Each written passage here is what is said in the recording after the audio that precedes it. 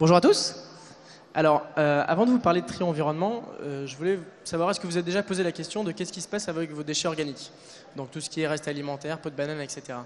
En fait, ils sont composés à 80% d'eau et ils sont encore pour l'instant majoritairement incinérés. Donc ça veut dire qu'on vient transporter de l'eau pour la brûler, ce qui n'a aucun sens économique ou environnemental.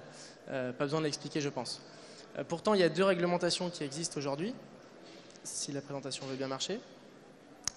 Qui sont le Grenelle de l'environnement et la loi de transition énergétique qui visent à obliger la valorisation de ces déchets organiques par compostage ou méthanisation.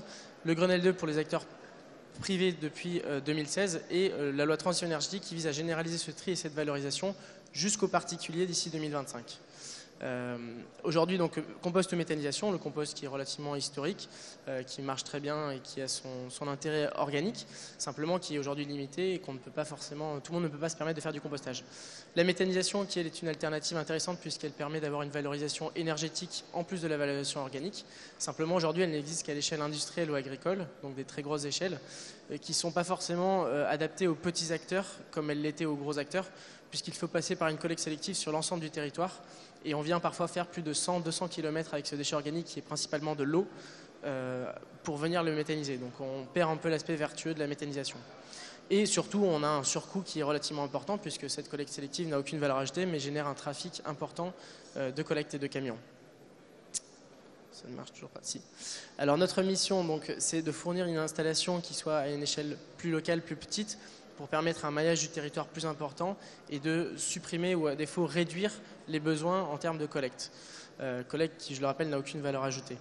Cette installation, elle se présente sous la forme de modules de conteneurs qui vont permettre de traiter une capacité de traitement et donc on vient rajouter autant de modules qu'on le veut pour ajuster cette capacité à son besoin territorial et temporel, puisqu'évidemment un taux de captation va évoluer lorsqu'on met en place une nouvelle collecte sélective. Cette méthanisation va permettre de transformer ce déchet d'une part en fertilisant organique qui va permettre un retour au sol et d'autre part en énergie, du biogaz, qu'on va pouvoir transformer en GNV. Le GNV, donc gaz naturel pour véhicule, c'est une énergie renouvelable et une énergie qui est propre et silencieuse. Donc en fait c'est un carburant qui n'émet que du CO2 et pas d'autres composés et qui est silencieux, donc utilisé dans la plupart des camions de collecte aujourd'hui ou de bus.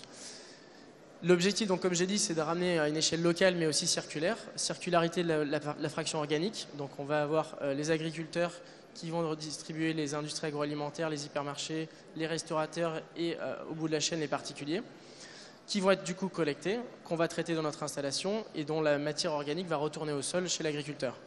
On va aussi pouvoir du coup alimenter cette collecte et lui redonner un aspect vertueux, puisqu'elle va être alimentée avec ce GNV dont on a discuté et qui est finalement un carburant qui sera local à un prix fixe et à un impact environnemental limité. Notre installation, elle est connectée et automatisée, donc ça veut dire que l'utilisateur n'aura plus qu'à venir y mettre ses déchets organiques. Tout le reste se déroule de façon automatisée.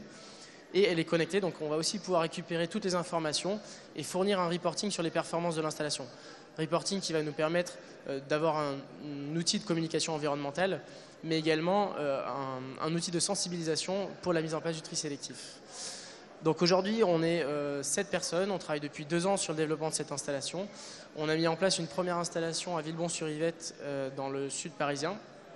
Et on est en train de travailler avec beaucoup de projets, comme vous pouvez le voir sur la droite de la présentation, notamment avec des hypermarchés qui ont un attrait fort puisqu'ils ont aujourd'hui un très gros coût lié à cette gestion des déchets organiques. On cherche à lever 2 millions d'euros d'ici la fin de l'année pour notre développement commercial. Merci.